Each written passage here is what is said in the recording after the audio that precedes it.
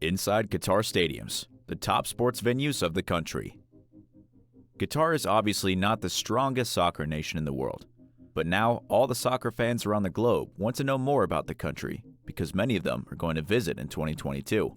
FIFA World Cup is going to be held soon in Doha, and this is a good reason to look at Qatar football stadiums that will be the venues for the World Cup. There will be 8 stadiums used in the final part of the championship. The majority of them were built or renovated to fit the world's main soccer event, and now all of these stadiums look just amazing. We want to give a quick overview of the venues that will host matches of FIFA 2022 in Qatar. Lusail Iconic Stadium, 80,000 fans. This is the main stadium of Qatar that is still in the process of construction.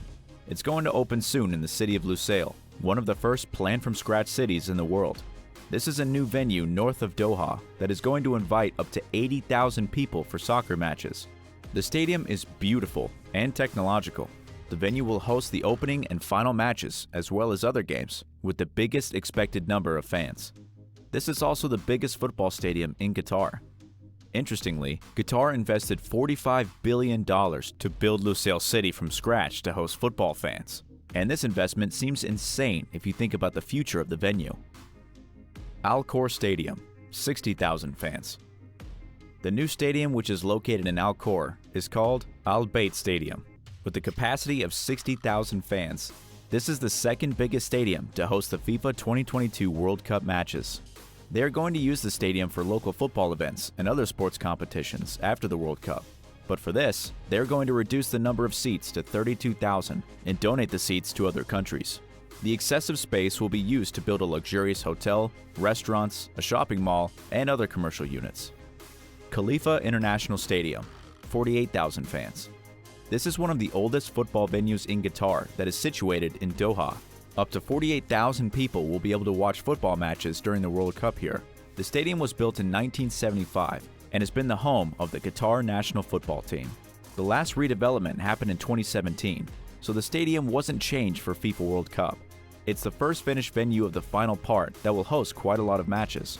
The best thing about the stadium is the location within the city, so fans will be able to easily commute to and from the venue on the days of matches. Although, there were plans to renovate the Khalifa Stadium in Doha to add 20,000 seats, but for now, we see that there are no construction works on the stadium. Education City Stadium, 45,000 fans. This is another stadium situated right in Doha City.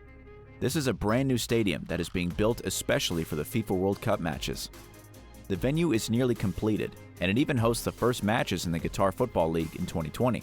Now only some construction works around the stadium are in progress.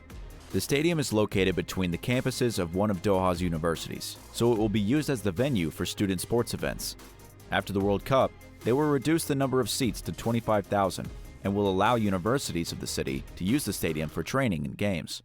Like all stadiums in Qatar, this one has an unusual design. It looks like a diamond, and it actually seems quite compact. Al-Janoub Stadium, 40,000 fans. This stadium was formerly known as Al-Wakra, and it is one of the most beautiful venues of the 2022 FIFA World Cup. The stadium is being built in Al-Wakra. It was designed by Zaha Hadid, one of the most famous architects in the world.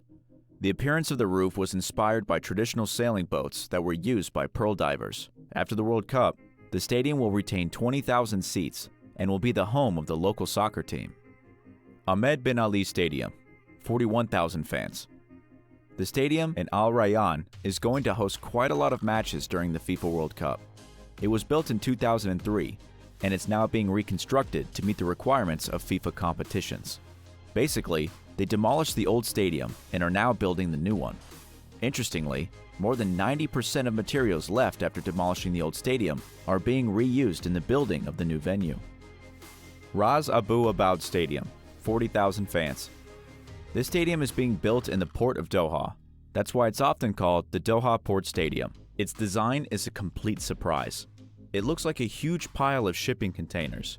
What's even more interesting about this venue, it will be completely dismantled after the World Cup.